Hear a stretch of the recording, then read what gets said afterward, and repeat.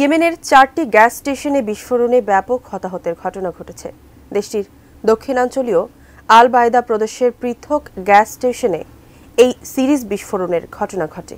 এই বিস্ফোরণে কমপক্ষে 15 জন নিহত হয়েছে ও 67 জন আহত হয়েছে বলে জানা যায়, যাদের মধ্যে 40 জনের অবস্থা আশঙ্কাজনক।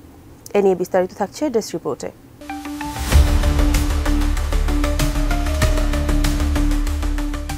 রেড সিতে মার্কিন আধিপত্য ও এয়ারক্রাফট ক্যারিয়ারের অবাধ বিচরণ দুশ্চিন্তার কারণ হয়ে দাঁড়িয়েছে হুতিদের। এটি লক্ষ্য করে কয়েক দফা হামলাও চালায় হুথিরা। সর্বশেষ শুক্রবার ইউএস এয়ারক্রাফট ক্যারিয়ার এস্ট্রুম্যানে ড্রোন ও মিসাইল হামলা চালায় হুথি বিদ্রোহীরা। এতে সফলও হয় বিদ্রোহীরা। হামলাটিতে 1 জন নিহত ও 9 জন আহত হওয়ার খবর পাওয়া যায়।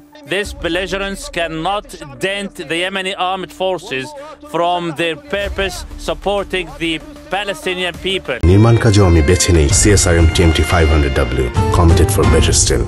এই হামলা নিয়ে প্রতিক্রিয়াও জানান হুতি মিলিটারির মুখপাত্র ইয়াহিয়া সারা। তিনি বলেন, রেড সিতে এয়ারক্রাফট ক্যারিয়ারটি আসার পর এ নিয়ে 5মবারের মতো হামলা চালানো হয়, যার রেশ কাটতে না কাটতেই ইয়েমেনের গ্যাস স্টেশনগুলোতে সিরিজ বিস্ফোরণ ঘটে।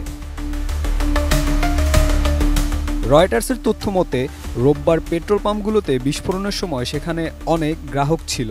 বিস্ফোরণের পর সেখানে বিশৃঙ্খল পরিস্থিতির সৃষ্টি হয়। তখন পুরো এলাকা জুড়ে আগুন জ্বলতে থাকে।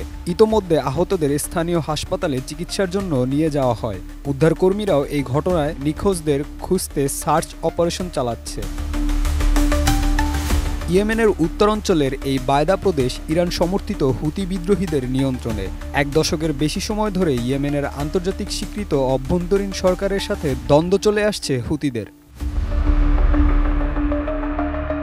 আর এই বর্তমান দ্বন্দ্বের শুরু হয় 2014 সালে, যখন হুথিরা ইয়েমেনের রাজধানী সানা দখল করে। এরপর 2015 মার্চে সৌদি আরব যুক্তরাষ্ট্র দেশটির গৃহযুদ্ধে হস্তক্ষেপ করে গণতান্ত্রিক সরকারকে টিকিয়ে রাখার জন্য।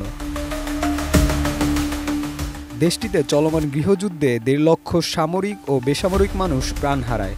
ধ্বংস হয় হাজার হাজার অবকাঠামো। লক্ষ লক্ষ মানুষ পড়ে মানবিক সংকটে। হুতি বিদ্রোহীদের ক্রমবর্ধমান হামলা আন্তর্জাতিক নিরাপত্তা এবং সামরিক সমন্বয়ের জন্য এখন বড় চ্যালেঞ্জ, যেখানে যুক্তরাষ্ট্র ও তাদের মিত্ররা লাল সাগরের নিরাপত্তা বজায় রাখতেও প্রতিশ্রুতিবদ্ধ। Desk report, ATN news.